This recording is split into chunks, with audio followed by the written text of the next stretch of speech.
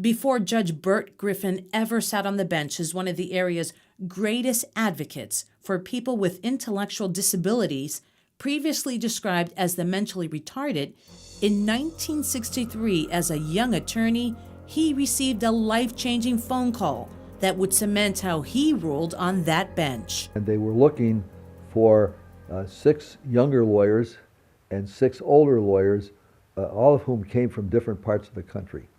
The government came calling. Griffin was asked to serve as assistant counsel for the Warren Commission. I was at home on the weekend watching a documentary on the Kennedy assassination, and up pops Judge Burt Griffin, and they're interviewing him, and it says on their staff counsel for the Warren Commission.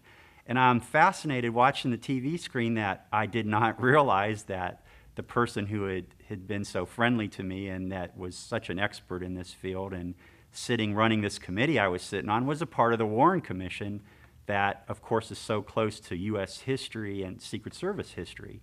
So the first thing I did was go out and get a copy of the Warren Commission book and open it up to the second page, and there I see, Burt Griffin, his name listed as part of the commission members.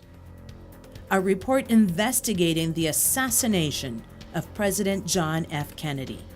When I mentioned this to one of the partners in the law firm that I was with,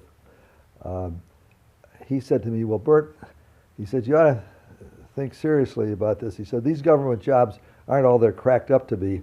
I was in the OPA during the Second World War. That was the Office of Price Administration, dealing with rationing and price controls. He said it was a pretty dull job.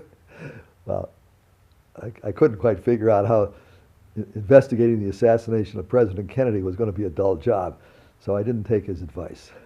But he did listen to the advice of then Chief Justice Earl Warren. One of the things that affected me was the attitude of Chief Justice Warren, who made it very clear to us in the first meeting that we had with him that he said, your only client is the truth.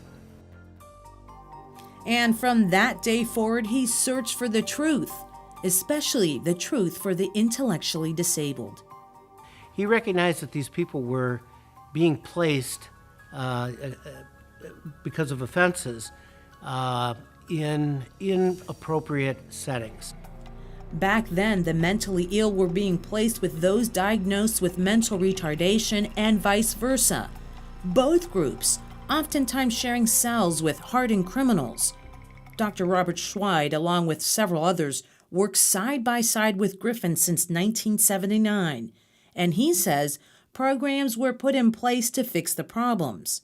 You have no credibility without somebody who is powerful enough to make it happen. But they got nowhere. For the intellectually disabled, there was no individual that had greater impact on our community. Until Griffin came on board. And Burt Griffin was powerful enough to make it happen and wise enough to set back and let people do their work. It led to the formation of the court's handbook for mentally retarded offenders called MRO and the Cuyahoga County Mental Health Initiative.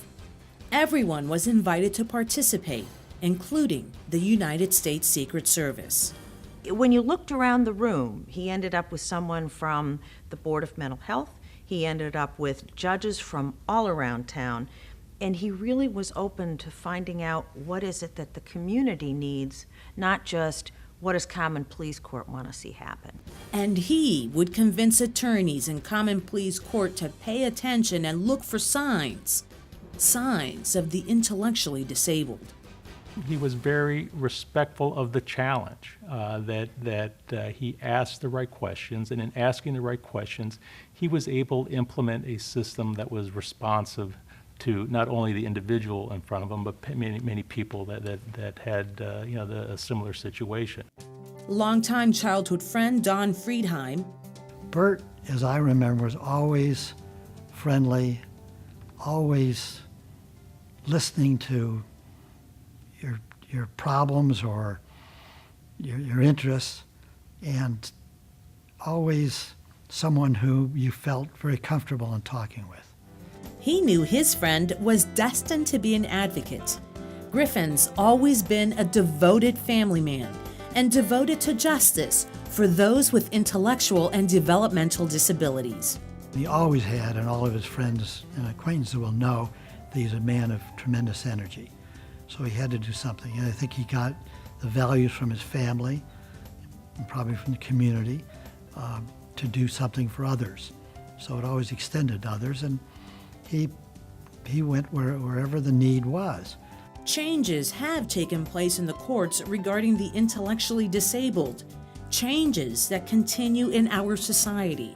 He believes in inclusion. He believes in fundamental fairness, so that every citizen that interacts with the government in any fashion, has the ability to participate in a meaningful way. The not-for-profit advocacy organizations like ARC and so many others are absolutely essential to keeping the spotlight on the problem and bringing about improvements in the way we deal with the problem. Historians will forever remember Judge Burt Griffin as part of the Warren Commission. The accusation that we had a predetermined idea to find that there was no conspiracy and that Oswald was the assassin is completely false. He prefers to shine the light on his work as an advocate for the intellectually disabled. But if he had his choice, the spotlight would be on the dozens of others who helped make all the changes. Oh my goodness, I feel thrilled by the fact that 5 years after I've retired, somebody would even know that I'm around.